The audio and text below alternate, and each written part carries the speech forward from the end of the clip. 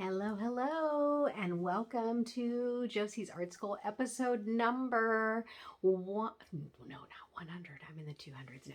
203. And I'm so glad that you've stopped by. All right, so what you've probably noticed in the last couple of episodes, if you have liked, subscribed, and hit the notification bell to get my videos, is that I'm starting to create in what we call in the style of. And this is kind of like verbiage that you use in a Montessori classroom, because what we do is we are looking at a certain style created or spearheaded by a group of artists, and then what we do is we attempt to create the video, create an art piece based on the type of work that they do. And so a couple weeks ago, we did a piece by Paul Johnson. Last week, we did something by Henri Matisse.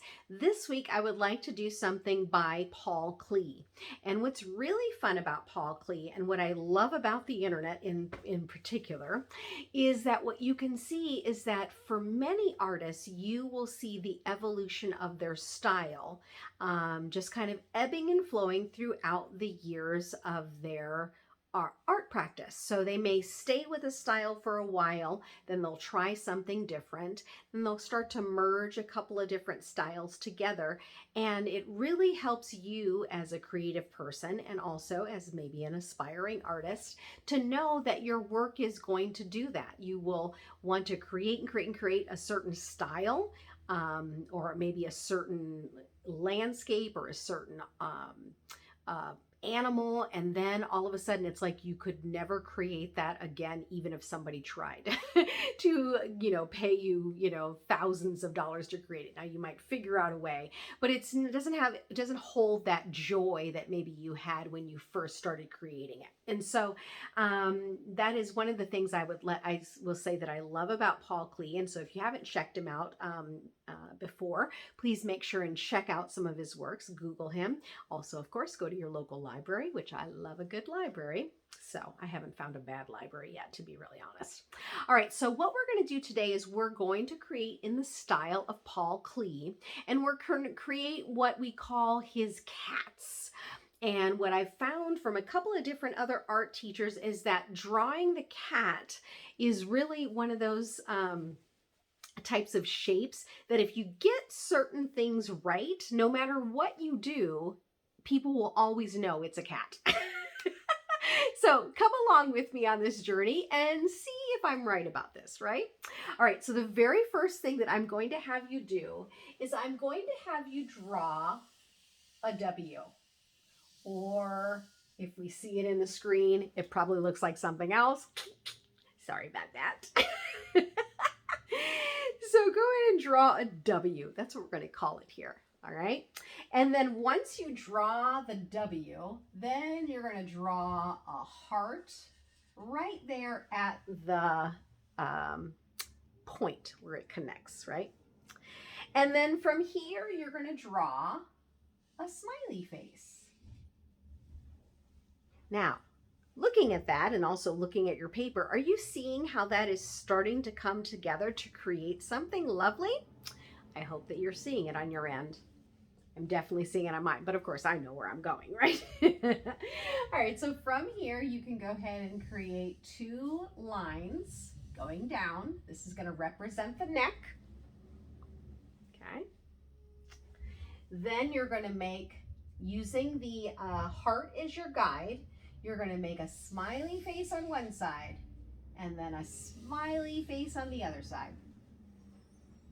As I like to say in my art classes, is it starting to look like a cat yet?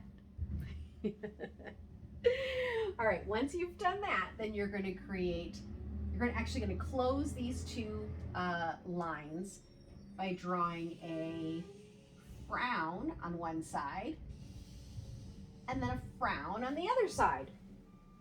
Okay. Now, if there is a special way that you like to make the eyes or the pupils, you would put it inside these two shapes that maybe look like footballs to you. I would say go ahead and draw whatever shape you'd like. I'm going to draw ovals. Okay. And now we're definitely starting to get a very distinct look. Okay. So from here, you can create a nostril. I actually didn't leave space for nostrils. What I'm going to do instead is I'm just going to make really long whiskers, going to the right, going to the left. Okay. And then from here, I'm actually going to turn the tops here into the cat ears. Look at how fun that is. All right, so here's the basis of my cat. Now, if you want to do something fun with this cat, like maybe create some sort of bow tie, you could do that, or a collar, you know, like a cat collar. You could also put a little hat on him if you wanted to. Maybe turn him into a sailor. You know, go Navy. Those of you who know, I am Navy. Well, I should say my husband is, right? Maybe from here, put a cute little V-neck so it looks like it has a little choker on. All right, and then you're pretty much ready to go. So from here, now that you've created this delightful little cat, you can go ahead and fill it with color. So for me, I've definitely always got a ton of things on my table. I've got my usual Crayola 64 crayons. I've got my watercolor paint that is always at the ready, though they're starting to get very old and I really do need to invest in some new ones. I have my oil pastels. My favorites, of course, are these neon colored ones. Actually, those are not the neon color ones. Let me show you my neon colored ones. I'll use them a little more so you can see them. They're from a place, the brand is Gallery, and it's these oil pastels that are the most incredible colors. So here they are. Like, it doesn't just say that they're neon. They really are neon. Hopefully that's coming to you. That's a bright orange. Here is a bright yellow. Let's see. Here is a bright pink. I mean, they are not joking around, you guys. These are really beautiful colors. So what I'm going to do is I'm actually going to start with a turquoise color. Hopefully that's turquoise. And I'm going to turn those stripes on the shirt into magnificence. Oh, I just thought of another fun thing you could do, you guys. Okay. You know, the long, fun cat tail. You could always put that over here, maybe having it swirl around. Just for good measure. So there you go. There's my blue right there. I'm gonna maybe create with, this is an orange yellow. I'm gonna color my cat this color. Yes, so as I was saying, so the in the style of just allows you to practice what you see when you're observing an artist's painting, but then it also invites the student that even if they maybe aren't interested in the precise way that an artist drew something, that they would just be inspired by what they see and create in their own way. And many times I'll say in a different way than what you're maybe used to creating. And let me give you an example. And this is something I come up against with especially older grades. Really appreciate anime. I feel like it really does have a place in art and creativity. But what you'll find is that many of them will get kind of stuck in just doing the eyes one way, or doing the the facial expressions, or doing the just the style of like their body types. That is the way they're going to do it, and they won't venture out and try anything new. And the problem with that is that, you know, while I am all for the mimicking piece, it really should inspire you to try how your voice would sound if you were to use it in your art, right? And I know that initially that gets to be a bit scary, but I would submit to you that probably the key time to try it would be when you're a kid, where you have that freedom to practice without the judgment. Now, I do have things to say about that because I do know that there are some art teachers who correct drawings, which don't even get me started on that. But for the most part, that should be the time where you feel the most free to try some new things. All right, so I am going to use a little bit of what we call Laguna from my acrylic paint, my apple barrel acrylic paint. So I'm just going to put just some lines in here just to add some texture. I'm not going to color it in completely. And then what I think I'm going to do is I'm going to actually take, here's my Craft Smart, another one of my favorite colors right now, sage green. And I think I'm going to then take my sponge brush. That's what you saw me using. You can also just use your typical kitchen sponge in that same way. I'm actually going to just put some color in the opposite direction. We'll see how that looks a little bit later. Okay. And then I think what I'm going to do is I'm actually going to add another circle in the eyes, just to give it a little bit more interest.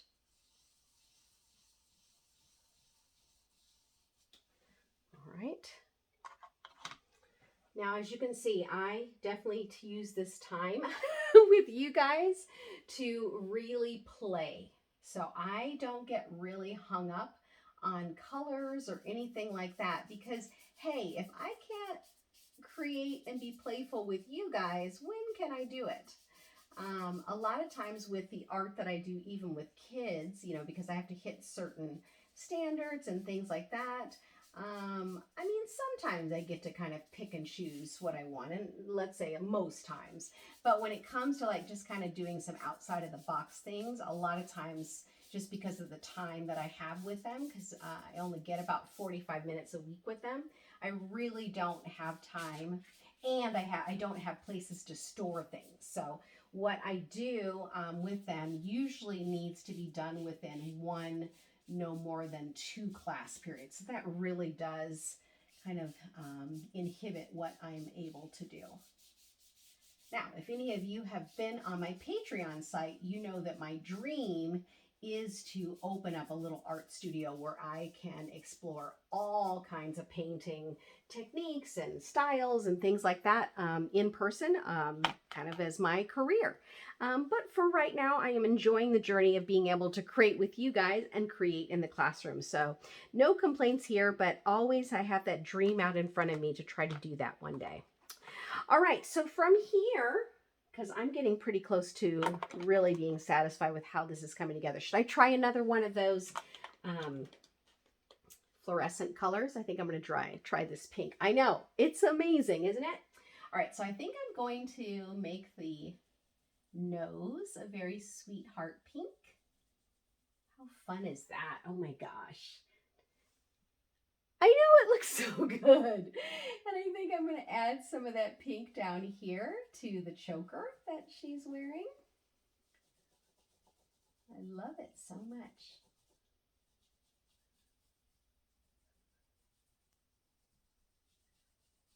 Okay. I know. Am I giving you a sense of this?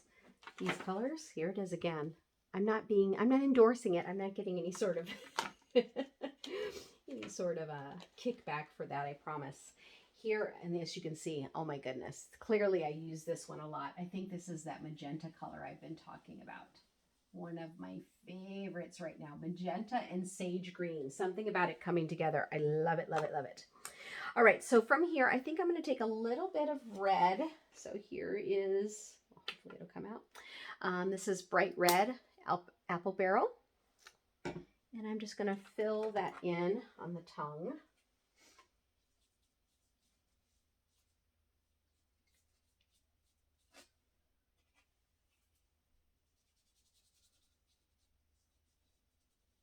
And so I hope that you enjoy doing this. And I would encourage you, you can take this same concept and you can look up Paul Klee's paintings and just try doing it in the style that you are being drawn to by him or by other artists. There was a stint probably about, gosh, I guess maybe 7-8 years ago, where I was obsessed with Henri Matisse and his flowers. Something about it. I don't know whether it just that for some reason I wasn't introduced to his series on flowers, and specifically flowers sitting in vases on tables. And so what I did was I found a few and then I painted them on my own. Just something I wanted to do, challenge myself, see if I could get the shading and all of that right. And I really, really enjoyed doing that. Okay, so from here, I'm looking at this and what I'm finding is, I need to color in that silly tail that I decided to throw in at the last minute. Guess what, you guys, I didn't pick up the same color as I did on the face. On the face. Okay, so what I want to do is I want to come back around those eyes because I feel like the eyes look a little flat because I've used so much paint everywhere else. So I'm going to try the apple barrel black and see if that is a bit more pleasing to my eye. Because again, this is my artwork and I want to do art that I like to see, right? So let me see if maybe, probably need to go with a thicker paintbrush. All right, wish me luck, you guys. Okay, here we go. Doing this in real time. Maybe I need to add some eyelashes to her. Okay, oh, there you go. Almost like a little bit of eyeliner that I'm adding. Okay, I actually like it. Okay, that's a good sign, right? All right, so I'm going to put that in the top as well. Maybe I will add a little bit of eyelashes to her. It can't hurt, right? So just maybe a little bit of lashes up top.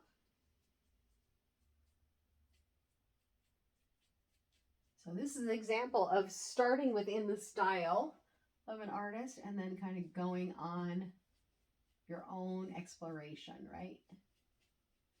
Okay, let's see. Okay, I like it, you guys, I like it.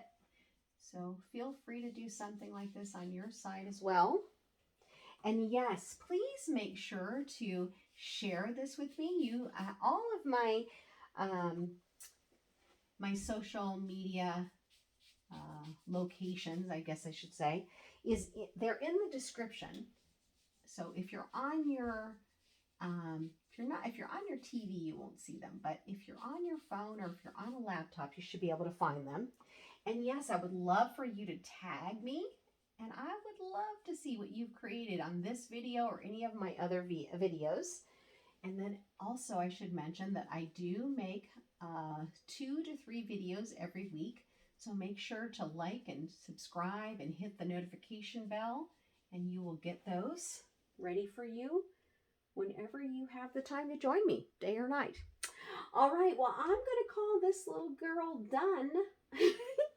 I kind of am feeling like I want to do something a little more in the hat. Maybe do some circles. I don't know. Let's play with it a little bit. I think I like that. Okay, so here we are, my friends, and I'm so glad that you came by and created with me. Yeah, I'm so glad to have you here. If you would like to be a patron and help me support what it is that I am doing, all my information is down in the show notes. And once again, thank you so much for stopping by. See you later. Bye.